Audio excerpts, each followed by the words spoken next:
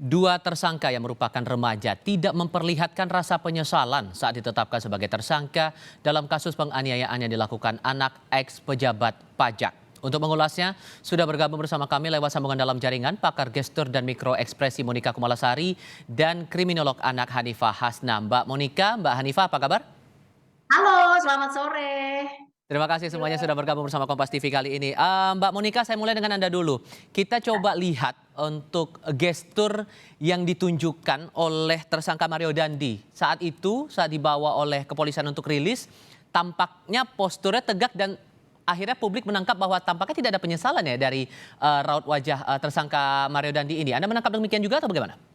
Ya, jadi kita bisa melihat dua hal yang sangat kontras ya, yang ditampilkan oleh postur dan gestur dari Mario maupun Shane ya. Hmm, Untuk Mario, kita melihat bahwa yang bersangkutan ini masih dengan tegak, kemudian menampilkan high power pose. Jadi pose di mana dia memiliki power yang sangat tinggi, ya. Sementara kalau kita lihat pada S, ya, ini menunjukkan postur yang membungkuk dan kemudian kita sama sekali tidak bisa melihat ekspresi wajahnya karena benar-benar kalau saya mengatakan membungkuknya itu hampir 90 derajat begitu, ya. Jadi yang ditunjukkan oleh S ini adalah gestur atau postur yang menunjukkan low power pose. Artinya yang bersangkutan ini merasa bahwa saya tidak berdaya dengan kondisi ini, begitu. Dan apakah kemudian sikap atau rasa penyesalan itu tergambarkan dengan menunduk, Mbak? Atau ada ekspresi lain sebetulnya bisa ditunjukkan? Ya, ekspresi yang paling genuine terlihat, ekspresi yang bersifat universal adalah yang ditampilkan oleh otot-otot di wajah kita.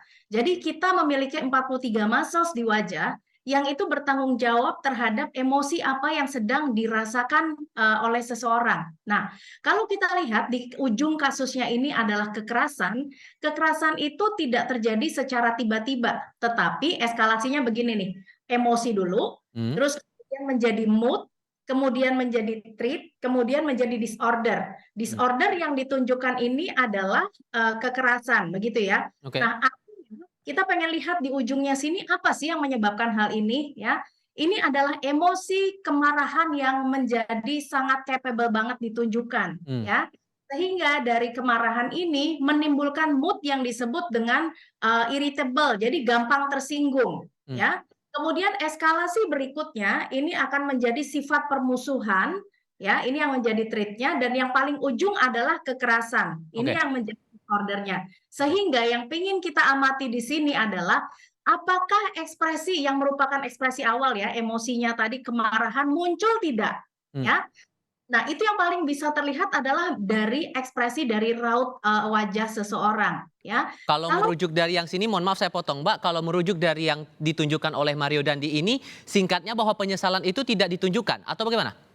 tidak ada ekspresi, berubah dari kemarahan menjadi ada ekspresi ketakutan, ada Hmm. fear ya. Biasanya kalau orang takut, di sini ada menjadi berkerut gitu. Jadi yang kita lihat di sini adalah mulai dari gestur yang bersangkutan, itu menunjukkan high power pose, kemudian juga dari ekspresinya tidak menunjukkan ada ketakutan, ada kesedihan karena telah melakukan sesuatu yang menyebabkan kerugian, bagi banyak orang, seperti itu. Jadi merasa bahwa apa yang dilakukan dia itu benar, bisa dikatakan demikian? Dia belum berempati terhadap, kelakuannya atau terhadap si orang lain yang menjadi korbannya. Mhm, oke. Saya coba singgung terkait dengan aspek hukumnya sendiri nih sama Mbak Hanifah. Mbak Hanifah, kalau kita lihat lagi dalam rilis yang disampaikan pihak kepolisian kemarin untuk tersangka yang baru, Shane Lucas ini, disebutkan bahwa Shane ini posisinya memanas-manasi Mario Dandi sampai akhirnya melakukan penganiayaan terhadap korban David ini. Anda merasa bahwa ada bentuk perencanaan untuk melakukan tindak pidana di sini? Iya betul. Jadi begini Mas, jadi dalam proses kejahatan itu, bisa disebut sebagai, tindak kriminal itu ketika ada pelaku, ada korban, ada saksi, dan ada bukti. Nah pelakunya itu terbagi menjadi 3.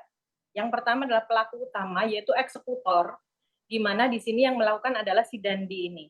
Yang kedua adalah pelaku, yang memberikan bantuan. Ya, yang memberikan bantuan itu bisa orang-orang yang dilibatkan untuk melakukan penganiayaan. Yang ketiga adalah reinforcer. Reinforcer itu adalah orang yang menghembuskan atau ngomporin kalau bahasa anak zaman sekarang, sehingga si pelaku itu dengan agresivitasnya, dengan kemarahannya, dengan emosinya meledak-ledak, dia melakukan itu.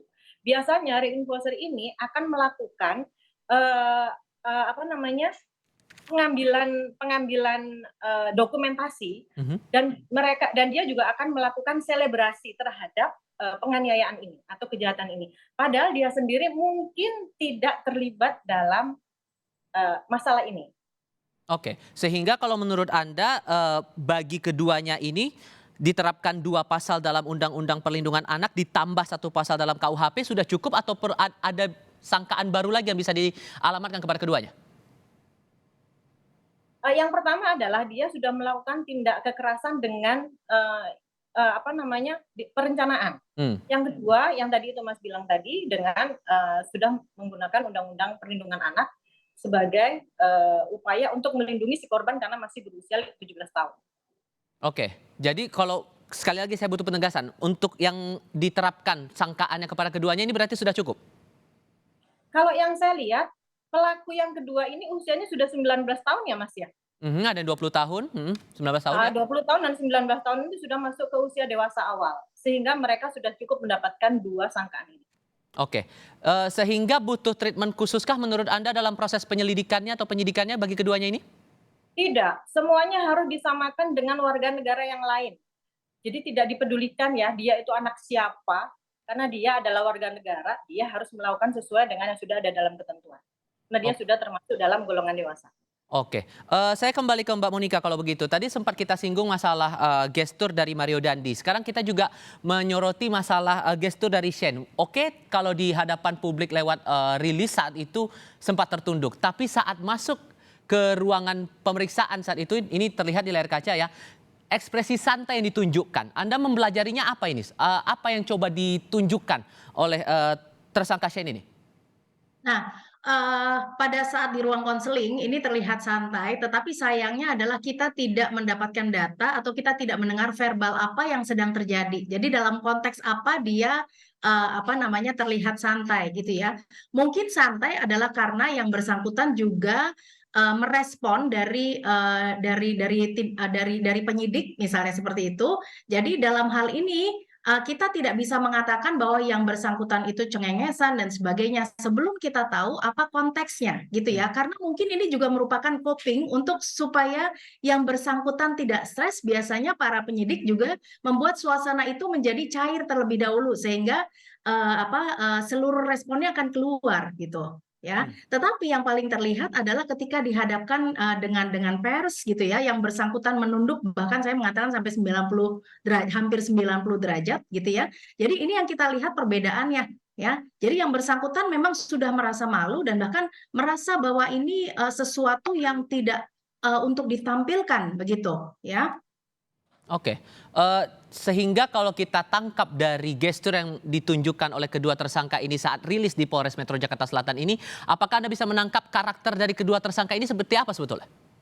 Ya, kalau dari Mario ya, seperti kalau pemberitaan-pemberitaan yang kita dengar juga dan juga bahwa kekejian itu apakah ketika peristiwa itu baru terjadi beberapa hari yang lalu sudah menimbulkan dampak secara emosional atau secara psikis bagi yang bersangkutan. Saya melihat di sini belum. Kenapa? Karena tadi ketika Mario juga dibawa kemudian dihadapkan pada pers ya.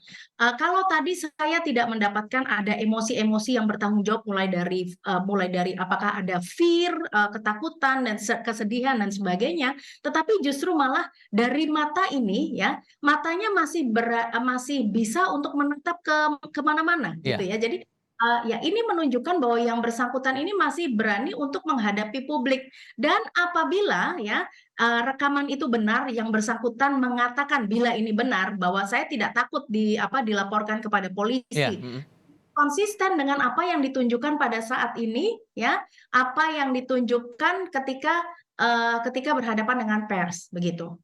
Bisakah kemudian dikatakan bahwa dia cukup teguh pendirian atas apa yang ia yakini?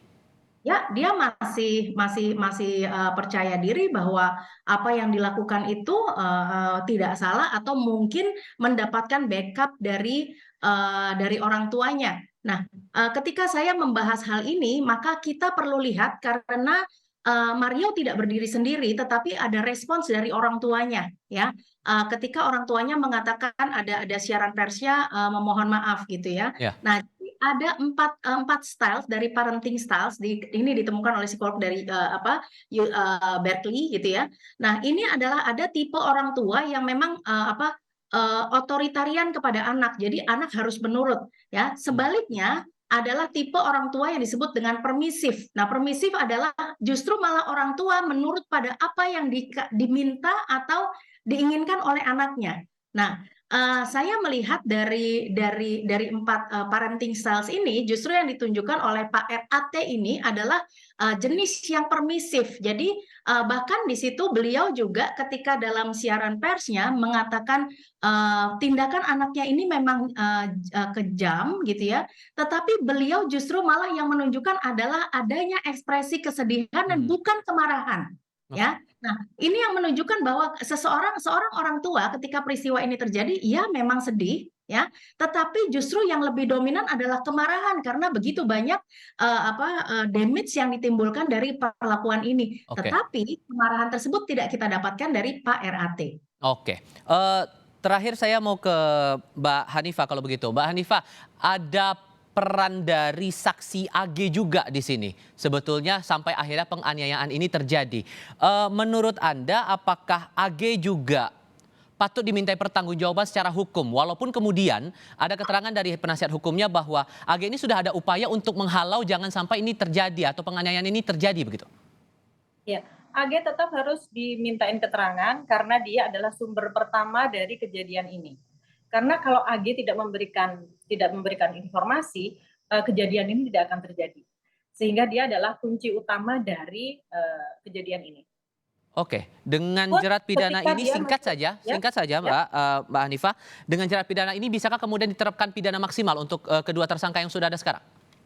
Iya, karena dia sudah dewasa. Kecuali untuk AG ya, karena AG masih berusia 15 tahun, dia harus diproses secara Undang-Undang Perlindungan Anak dan dijatuhi hukuman sesuai dengan undang-undang yang berlaku. Baik, proses penyelidikan masih terus berjalan sampai dengan saat ini di Polres Metro Jakarta Selatan. Mbak Hanifah, terima kasih. Mbak Monika juga terima kasih sudah bergabung bersama kami di Kompas TV kali ini. Sehat selalu untuk Anda berdua.